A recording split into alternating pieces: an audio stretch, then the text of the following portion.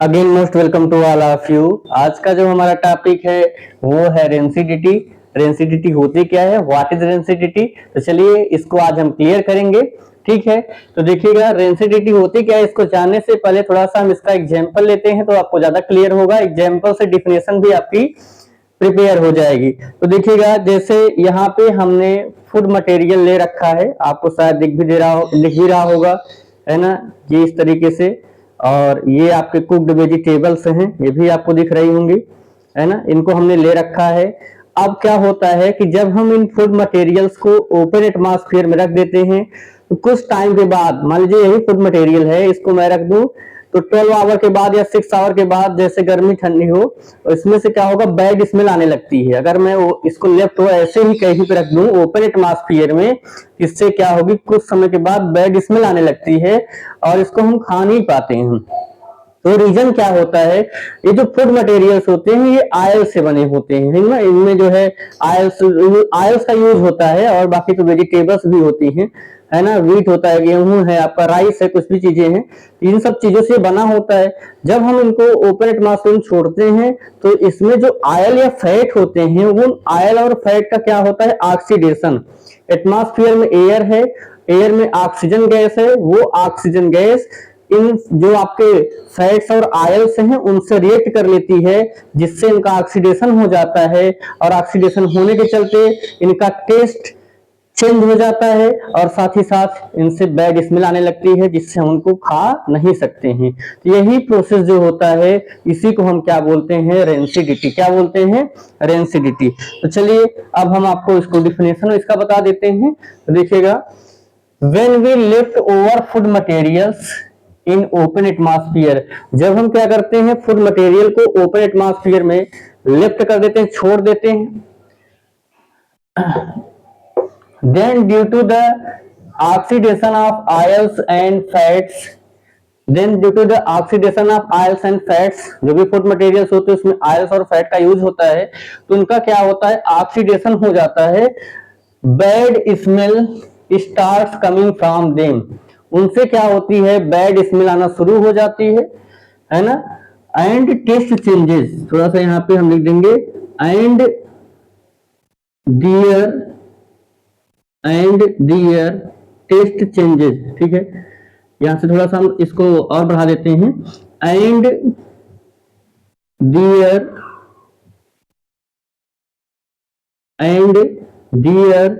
Test changes, और उनका जो टेस्ट है वो भी क्या होता है, चेंज हो जाता है ना। This phenomena is called rancidity. यहां पे हम लिख देते हैं,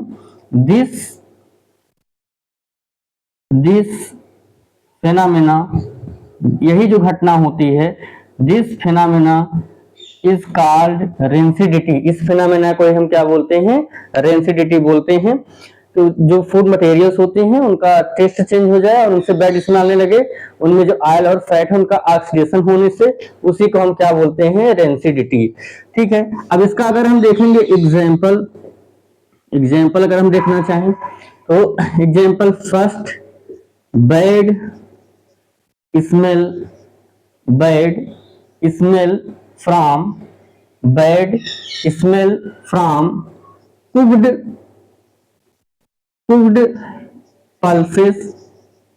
cooked pulses.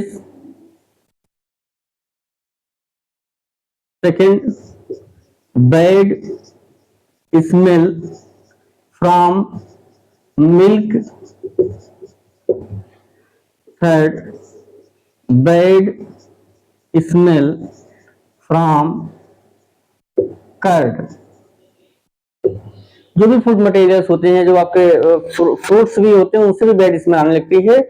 जो भी फ्रूट मटेरियल्स होंगे सभी में अगर फैट्स और आयल्स उसमें हैं तो फैट्स और आयल का ऑक्सीडेशन होगा, और कुछ टाइम के बाद उनसे बैड स्मेल आने शुरू हो जाएगी और उनका टेस्ट भी चेंज हो जाएगा। इसी प्रोसेस को बोलते हैं रेंसिडिटी। तो कुक्ड पल्सेस होती हैं, देखिए ना, गर्मी में बहुत ज्यादा इनसे बैड स्मेल आती है। अगर आप 4 आवर 6 आवर रख दीजिए तो इनसे बैड स्मेल आना स्टार्ट हो जाती है। बैड स्मेल फ्रॉम मिल्क भी हो तो आपका जो है, इसको अगर आप फ्रिज में नहीं रखे हैं, स्टोर नहीं किए, कुछ टाइम के बाद इसमें से भी बैड स्मेल आने लगती है। बैड स्मेल फ्रॉम कर्ड, जो दही होती है जो मिल्क से बना हुआ है उसमें भी फैट होता है तो उससे भी जो है बैड स्मेल आने लगती है। यही जो प्रोसेस है इन्हीं को हम क्या बोलते हैं, रेंसिडिटी के एग्जाम्पल हैं। अब हम सीखेंगे कैसे हम रेंसिडिटी से इनको कैसे बचा के रखें, है ना, कैसे रेंसिडिटी से बचा जा सके, तो उसको हम आपको बताएंगे।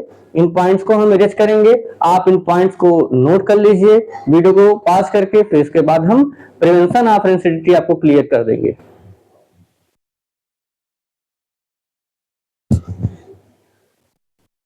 पॉइंट्स नोट हो गए हैं, चलिए हम इरेज करते हैं, ठीक है। अब देखिएगा प्रिवेंशन फ्रॉम रेंसिडिटी, कैसे आप रेंसिडिटी से जो है बचा के रखेंगे, है ना, फूड मटेरियल्स को। तो प्रिवेंशन, ठीक है, prevention from rancidity, prevention from rancidity, prevention from rancidity. Rancidity को कैसे हम रेंसिडिटी होने से फूड मटेरियल्स को बचा सकते हैं। तो होता क्या है, ध्यान दीजिएगा, जैसे आप देख सकते हैं मैंने यहाँ पर एक पैकेट ले रखा है, ठीक है, ये हल्दीराम की भुजिया का आलू भुजिया का पैकेट है, आपको दिख भी रहा होगा। इसमें क्या है, हमें जब हम या आलू चिप्स का हम पैकेट लेते हैं, ठीक है, या जो है हम कोई इसका ले ले पैकेट ले ले, तो उसमें ऐसा लगता है कि कोई हवा भरी हुई है, एयर भरी हुई, एयर नहीं होती है, उसमें कौन सी गैस होती है, उसमें होती है नाइट्रोजन गैस। इसमें क्या फिल कर देते हैं, नाइट्रोजन गैस। आलू चिप्स उसको पैकेट देखें खूब बड़ा बड़ा दिखता है, लेकिन जब आप उसको ओपन करेंगे खाने के लिए तो पूरी हवा बाहर निकल जाएगी और आपको लगेगा बहुत कम ही था, इतना उन्होंने हमें उल्लू बना के इतना गैस भर दिया था। ऐसा कुछ नहीं है, एयर नहीं होता है, उसमें क्या होती है, nitrogen gas. Nitrogen gas fill कर देने से नाइट्रोजन गैस क्या करती है, उन फूड मटेरियल्स का ऑक्सीडेशन नहीं होने देती है, जिससे वो लंबे समय तक सुरक्षित रहते हैं, ठीक है। तो पहला तो क्या मेथड है हमारा,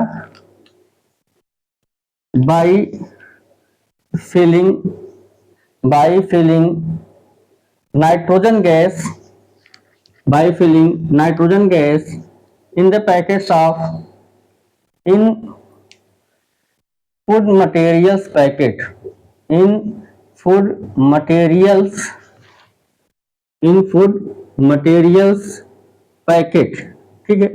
जो फूड मटेरियल्स के पैकेट्स होते हैं उनमें हमें क्या फिल करना चाहिए, उनमें हमें फिल करना चाहिए नाइट्रोजन गैस। फिल कर देंगे तो लॉन्ग टाइम के लिए क्या रहेंगे, आपके सेफ रहेंगे। और सेकंड क्या है, बाई एडिंग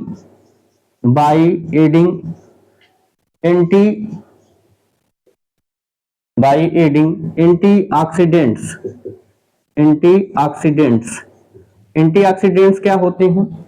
अब देखिएगा, जैसे ये आपके सामने एक स्प्राइट का बॉटल है, आपको दिख भी रहा होगा, तो इसमें अगर आप ध्यान से पढ़ेंगे, जहां पे लिखा रहता है इंग्रेडिएंट्स, यहाँ एक छोटा सा पॉइंट लिखा होगा इंग्रेडिएंट्स में आप ध्यान से देखेंगे तो यहाँ पे लिखा हुआ है रेगुलेटर्स। क्या लिखा हुआ है, रेगुलेटर्स। तो रेगुलेटर्स में क्या, जैसे इसमें लिखा है रेगुलेटर्स 330, है ना, 33, है ना। इसके अलावा प्रिजर्वेटिव लिखा है, प्रिजर्वेटिव 211।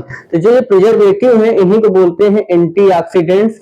ये फूड मटेरियल्स में या जो बेवरेज होते हैं उनमें ऐड किए जाते हैं, जिससे लॉन्ग टाइम तक क्या रहे, लॉन्ग टाइम तक ये आपके जो है सेफ बने रहें, ठीक है। ये कोड वर्ड होता है, ठीक है, प्रिजर्वेटिव 211 ये सब केमिकल का नेम है, उनका कोड होता है, ठीक है। तो बाई एडिंग एंटीऑक्सीडेंट का मतलब जो ऑक्सीडेशन होने से बचा के रखे, ऑक्सीडेशन नहीं होने दे, उसी को हम क्या बोलते हैं, एंटीऑक्सीडेंट्स, ठीक है।